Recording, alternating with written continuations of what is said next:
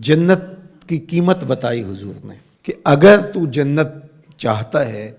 تو کسی پھنسے ہوئے کی گردن چھڑانی ہوگی یا کسی غلام کو آزاد کرنا ہوگا،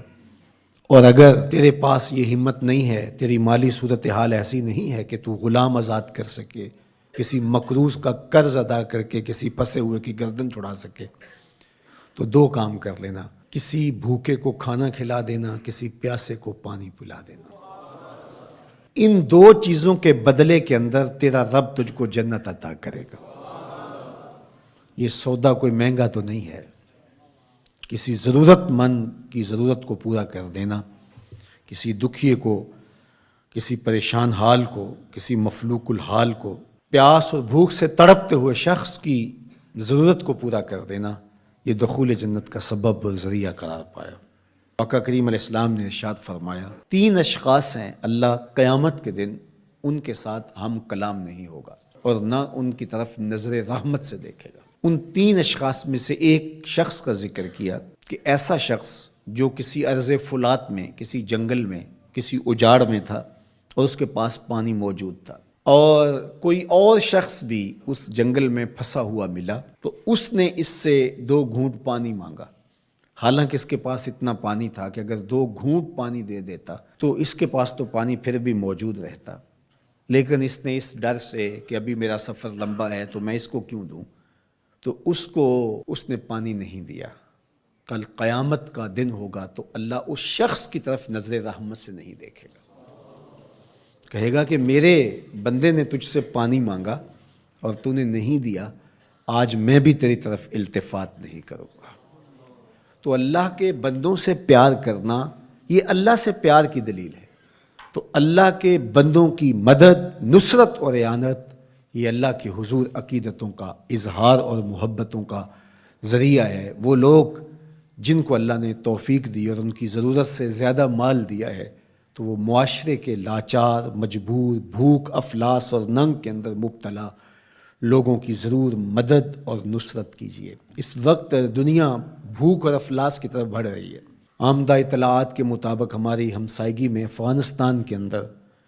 20 ملین لوگ، 2 کروڑ لوگ، ان کا بھوک سے مرنے کا اندیشہ ہے۔ اسی طرح روہنگیا کے اندر زندگی جتنی کٹھن ہے اور جس اذیت میں وہ لوگ زندگی کاٹ رہے ہیں، اسی طرح یمن کے اندر جو کچھ ہو رہا ہے اور شام کے اندر ہم اپنی آنکھوں سے مناظر دیکھیں، 50 لاکھ کے قریب لوگ سخت سردی کے اندر اذیت میں پڑے ہوئے ہیں۔ زیادہ تعداد بچوں کی ہے اور یتیموں کی ہے، بیوگان کی ہے، بوڑھوں کی ہے، مفلوق الحال لوگ جبر مسلسل کی طرح زندگی کے دن کاٹ رہے ہیں۔ ہمارے تھر کے اندر دیکھیے، زندگی کی بنیادی سہولتیں بھی ان کو نصیب نہیں ہیں۔ جس کٹھن اور تلخ زندگی سے وہ لڑ رہے ہیں، وہ زندگی گزار نہیں رہے، زندگی کاٹ رہے ہیں۔ ان کی سانسیں نیزوں کی انیاں ہیں۔ اذیت، تکلیف، بھوک، ننگ، افلاس، فاقے، بے چینی، اضطراب،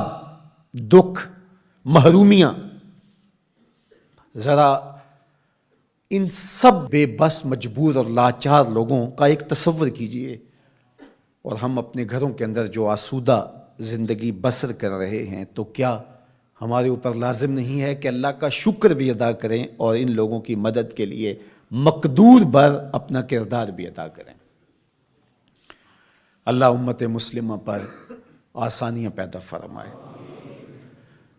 اگرچہ کوئی کافر ہو، حتیٰ کہ کوئی جانور بھی ہو،